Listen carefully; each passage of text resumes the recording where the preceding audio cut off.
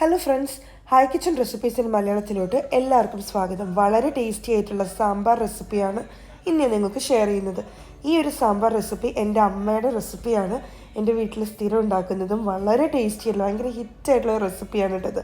അപ്പോൾ ഇതെങ്ങനെയാണ് ചെയ്യാമെന്ന് കണ്ടു നോക്കാം. ഈ ഒരു പ്രഷർ കുക്കറിലോട്ട് 2 ഗ്ലാസ് വെള്ളം, ഏകദേശം 1/2 കപ്പ് തോരപ്പരിപ്പ് കഴുകി വൃത്തിയാക്കിയിട്ടുള്ളതാണ്, 1/4 ടീസ്പൂൺ മഞ്ഞൾപ്പൊടി, ആവശ്യത്തിന് ഉപ്പും. പിന്നെ എൻ്റെ അമ്മയുടെ ഒരു ടിപ്പാണ്, സാധാരണ നമ്മൾ പരിപ്പ് വേവിക്കുമ്പോൾ പുറത്തോട്ട് ഇങ്ങനെ ചീറ്റ് പോകാൻ ചാൻസ് ഉണ്ട്. അപ്പോൾ അങ്ങനെ വരാണ്ടിരിക്കാൻ വേണ്ടി ഒരല്പം വെളിച്ചെണ്ണയും കൂടി ഈ ഒരു സമയത്തൊന്ന് മിക്സ് ചെയ്ത് കൊടുത്ത് നമുക്ക് കുക്കർ മൂടി വെച്ച് നന്നായിട്ട് വേവിച്ചെടുക്കാം. മറ്റൊരു പാൻ എടുക്കുക, ഇതിലോട്ട് ആവശ്യത്തിന് വെളിച്ചെണ്ണ ഒഴിക്കുക. വെളിച്ചെണ്ണ ചൂടായി കഴിയുമ്പം 1/4 ടീസ്പൂൺ ഉലുവ ഇട്ട് കൊടുക്കുക. അപ്പം ഫ്ലെയിം ഏറ്റവും ലോയിൽ വെച്ചിട്ട് വേണം ഇത് ചെയ്യാനായിട്ട്, അല്ലെങ്കിൽ ഇത് പെട്ടെന്ന് കരിഞ്ഞു പോകാൻ ചാൻസ് ഉണ്ട്. അപ്പോൾ ഇതിലോട്ട് 2 ടീസ്പൂൺ നിറച്ചും കാശ്മീരി ചില്ലി പൗഡർ ചേർക്കുന്നുണ്ട്. 3 ടീസ്പൂൺ മല്ലിപ്പൊടിയും കൂടെ ചേർക്കാം. നമ്മൾ എത്രത്തോളം മുളക് പൊടി ചേർത്തിട്ടുണ്ട് അതിനും കുറച്ച് കൂടുതൽ വേണം മല്ലിപ്പൊടി ചേർക്കാനായിട്ട്. ഏകദേശം 1 ടീസ്പൂൺ സാമ്പാർ പൊടി ചേർക്കാം. ഏകദേശം 1/4 ടീസ്പൂൺ കായപ്പൊടിയും കൂടെ ചേർത്ത് കൊടുക്കാം. ഏറ്റവും ലോ ഫ്ലെയിമിലിട്ട് വേണം നമ്മളിതിൽ സോട്ട് ചെയ്തെടുക്കാനായിട്ട്. അപ്പോൾ ഇതിൻ്റെ പച്ചമണം നന്നായിട്ട് മാറി കിട്ടണം.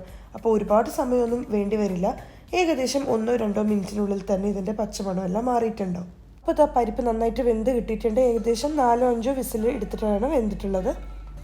ഇതിലോട്ട് നമുക്ക് 1 medium size brinjal, 1 medium size പച്ചക്കായ, 1 മീഡിയം സൈസ് ക്യാരറ്റ് എല്ലാം കഴുകി ക്ലീൻ ചെയ്ത് ചോപ്പ് ചെയ്തതാണ് ചേർക്കുന്നത്. സാമ്പാറിനൊരു പ്രത്യേക മണവും രുചിയും കിട്ടാൻ വേണ്ടിയിട്ട് ചേർക്കുന്ന ഒരു പ്രത്യേക ഇൻഗ്രീഡിയൻ്റാണ് കൊത്താമരയ്ക്ക. അതൊരു 4 ചേർത്താൽ മതി. ഇതിൻ്റെ കൂടെ 1 മീഡിയം സൈസ് ടൊമാറ്റോയും കൂടെ കട്ട് ചെയ്ത് ചേർക്കുന്നുണ്ട്. 1/2 ഭാഗം സവോളയും നടുക്കുന്ന് കട്ട് ചെയ്തിട്ടുള്ള പച്ചമുളക് 4 ചേർക്കാം. നേരത്തെ മൂപ്പിച്ച് വെച്ചിട്ടുണ്ടായിരുന്ന പൊടികളെല്ലാം ഈ സമയത്ത് ഇതിലോട്ട് ചേർത്ത് കൊടുക്കാം. 1/4 കപ്പ് വെള്ളത്തിലോട്ട് 1 നെല്ലിക്ക വലുപ്പത്തിൽ പുളി എടുക്കുക. എന്നിട്ട് അത് ഇതിലോട്ടിട്ട് നന്നായിട്ട് സോക്ക് ചെയ്ത് നന്നായിട്ട് പിഴിഞ്ഞെടുത്തിട്ടുള്ള പുളിവെള്ളമാണ് ചേർത്ത് കൊടുക്കുന്നത്. ആവശ്യത്തിന് ഉപ്പും കൂടെ ചേർത്ത് കൊടുക്കാം. നമ്മൾ നേരത്തെ പരിപ്പ് വേവിച്ചപ്പോഴും കുറച്ച് ഉപ്പ് ചേർത്തിട്ടുണ്ടായിരുന്നു, അപ്പോൾ അതനുസരിച്ച് വേണം ഈ സമയത്ത് ഉപ്പ് ചേർക്കാനായിട്ട്. പിന്നെ നമുക്കിതിനെ മൂടി വെച്ച് വീണ്ടും പ്രഷർ കുക്ക് ചെയ്തെടുക്കാം. ഒരൊറ്റ വിസിൽ മാത്രം അടിച്ചാൽ മതി.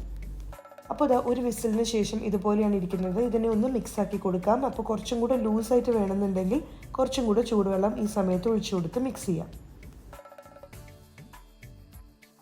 സാമ്പാറിന് നല്ല ടേസ്റ്റും നല്ല മണവും കിട്ടാൻ വേണ്ടിയിട്ട് 4 വെണ്ടയ്ക്ക, ഒരല്പം ഉപ്പും കുറച്ച് മഞ്ഞൾപ്പൊടിയും ചേർത്ത് പുരട്ടി കുറച്ച് വെളിച്ചെണ്ണയിൽ ഒന്ന് ടോസ്റ്റ് ചെയ്തെടുത്തിട്ടുണ്ട്, വേവിച്ചെടുത്തിട്ടുണ്ട്. അതുപോലെ തന്നെ 4 മുരിങ്ങക്കോലും ഞാൻ നടുക്കുന്ന് കട്ട് ചെയ്ത് സ്പ്ലിറ്റ് ചെയ്ത് വേവിച്ചെടുത്തിട്ടുണ്ട്.